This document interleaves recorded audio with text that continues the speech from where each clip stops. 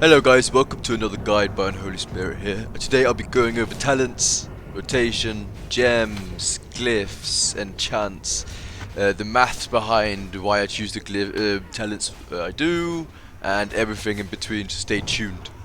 By the way guys, please drop a like, subscribe, comment, all that bullshit. Alright, thank you so much. So the first thing we're going to be looking at are talents. I've done the maths for the iffy ones that are maybe this, maybe this. You know, they might not be the best and they might be the best.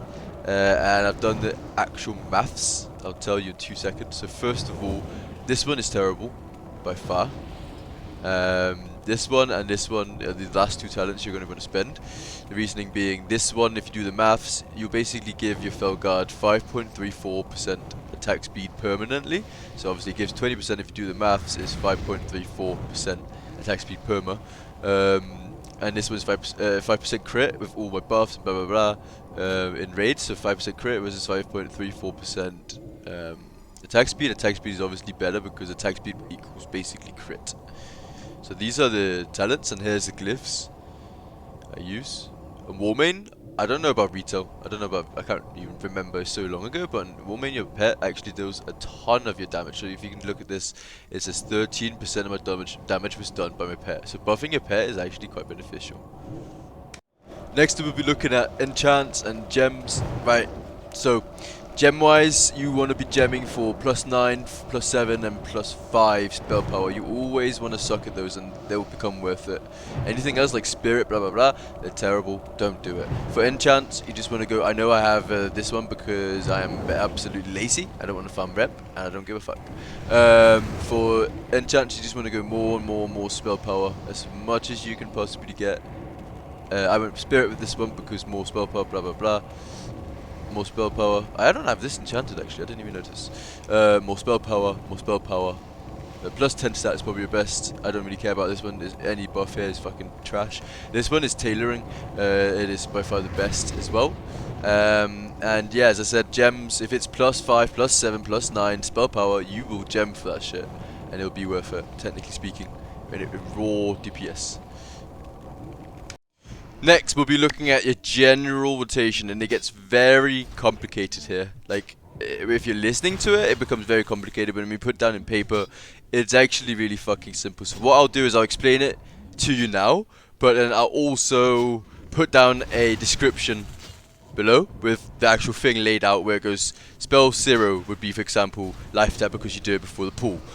Spell 1 would be blah blah blah, okay? Which is mastery, the 5% crit. So, to get into it, the general rotation is Life Tap, keep it up 24/7. Second, Shadow Bolt for Shadow Mastery. Third, Emulate. Fourth, Corruption. And then it gets a bit complicated. So, before the target is below 35%, if you get a Molten Core proc, you'll be using Incinerate. Okay? And then once the target becomes below 35%, you won't be using Incinerate at all. You'll be using Soulfire. And Incinerate, it has a priority over Shadow Bolt if the buff is up.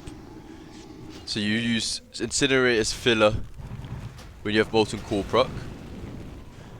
And if you don't have Molten Core proc and your Soul Decimation isn't up, and these are all on the target, you know, Curse of Doom, Emulate, Corruption, everything is on the target, you want to be spamming Shadow Bolt as filler.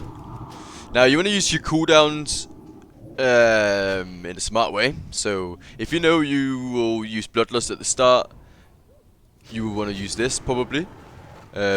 But if you and if you can use this twice, you also want to use it. But if you know, for example, in PP, in face transition first, face transition 25 heroic, you want to save your cooldowns from the start to the first transition, because obviously you want to burst down the oozes. So you don't want to use it at the start. So you have to sort of use your brain a bit to know when you're using the cooldowns. So you have to figure that out for yourself. I'm not going to go through every single matchup. At least I'm not going to do that now. I might write down the boss every week or whatever, just to go over it. But right now I'm not going to tell you, babysit you with fucking cooldowns like this, you know? Just use them when you think it makes the most sense. Usually it will be with Bloodlust, or if the fight is long, you want to use it when you need to burst shit down, or yeah, basically when you want to burst it down, you know? Like, I usually use it LOD, I use it as soon as it comes out off cooldown at the start of the fight and stuff like that. I can't go into detail about it. I would ramble on. Okay, I would just ramble on because there's so many minute details to go into. But that's the general thing. I hope you like the guide. Okay, I hope you like the guide. I'll be making more. I have made a Resto Druid one. I've made a Holy Paladin one. I've made an Affliction Warlock one. Have I made a Holy Paladin one? Yeah, I have. I believe I have. Yeah, I have. So I don't know what I'm gonna make next. What do I like playing? I don't know. Stay tuned. You know, we'll find out, I suppose, you know. Thank you very much for watching. Leave a like and everything. Thank you.